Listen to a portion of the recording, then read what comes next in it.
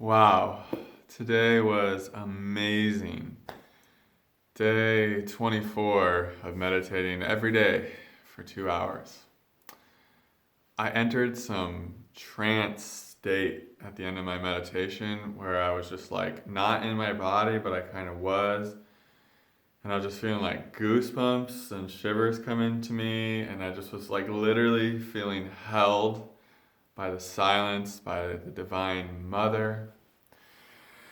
And today I did it a little different. I didn't set my alarm for 2 hours because I feel like the magic is really starting to happen right around the 2 hour mark, and then I'd hear my alarm go off and I would just stop. So today I was like, I'm just gonna put a stopwatch on and just go and just see what happens.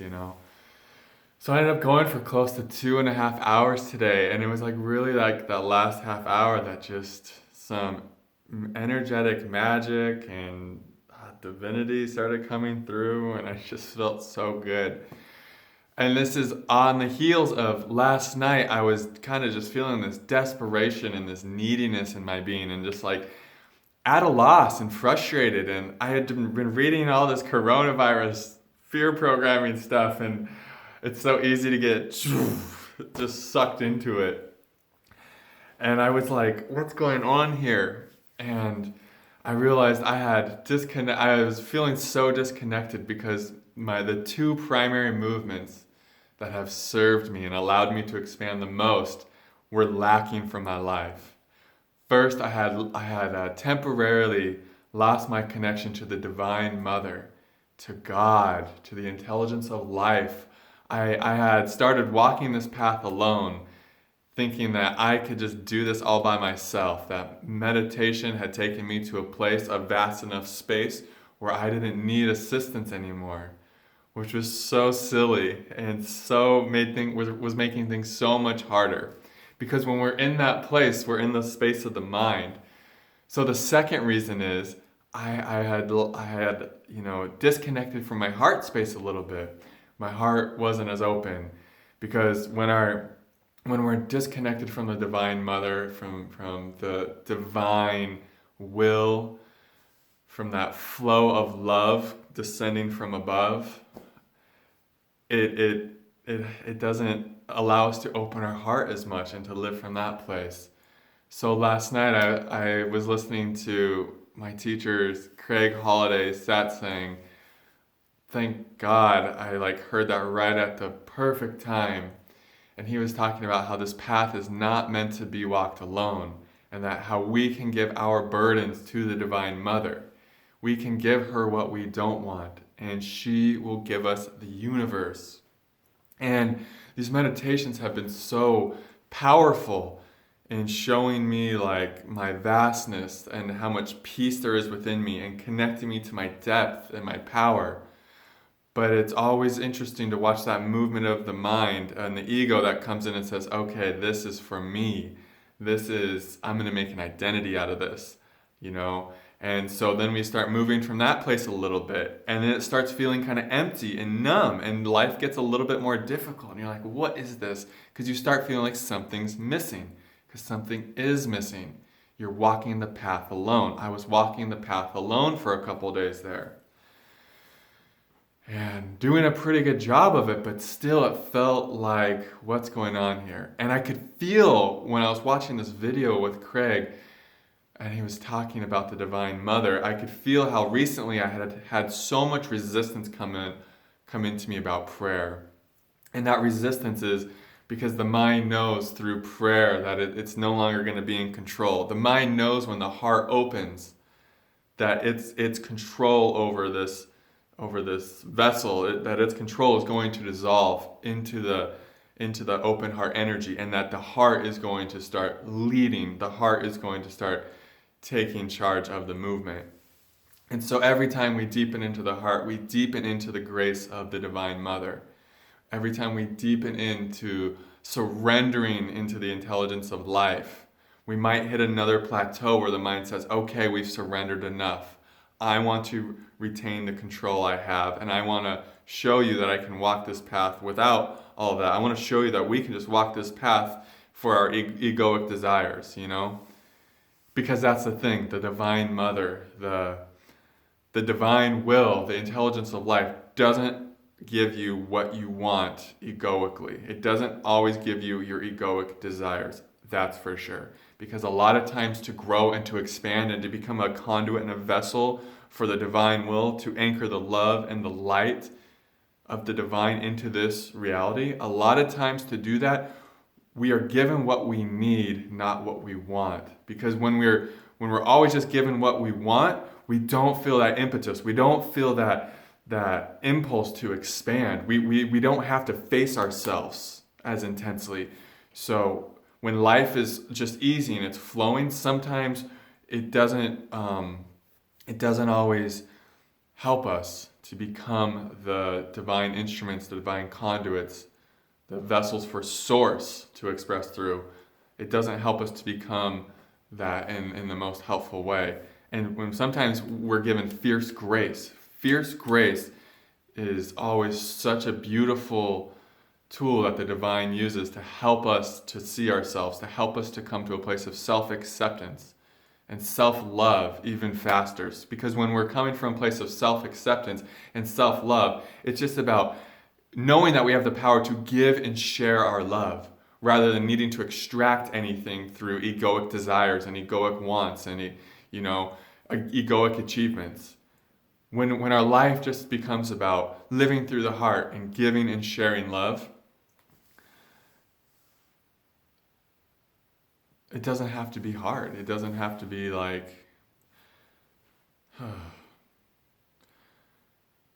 the mind always needs a struggle, It always needs something to overcome. So, see if there's space in your life to connect to the Divine Mother. She's here for you. She's here for all of us. See if there's space in your life to connect with the intelligence of life, with God, with something greater than the egoic will, than the personal will. And feel in within you, are you walking this path alone? Do you have the humility to ask for help? Do you have the humility to unburden yourself and to be held by something greater? Because the support is there for you. It's there for all of us. And I just really, really had that direct contact. I mean, at the beginning of my meditation, I was feeling just pretty bad, pretty disconnected. And during the meditation, I even said a few prayers, and I could feel the resistance initially to saying the prayers, to opening myself, to surrendering. I could feel the mind's resistance to that, saying, we don't need that, we're fine. We can do it by ourselves. But I just opened myself. And through praying, the more you pray, the easier it becomes, and that movement just becomes a natural movement. And it's a movement I had cultivated for a while, and it's a movement that I had started falling away from. And when I was falling away from it, I started feeling that disconnection of that divine will coming through, and just knowing how that this is what it's all about, is allowing that divine will to come through, so that we can help evolve Earth, so that we can help dissolve the mind's fear patterns, so that we can let go of our egoic and personal will, so that we can be of service, so that we can give our gifts more fully from the heart. Because there's so much more power in giving your gifts from the heart, because you're not asking, what am I going to receive from this? You are just concerned with helping people shift in the most genuine way. And I feel like sometimes when we do things from the egoic perspective, we might be saying we're doing it to help people, but really that's just a mask of we're doing this to get attention so that we can fulfill some egoic agenda.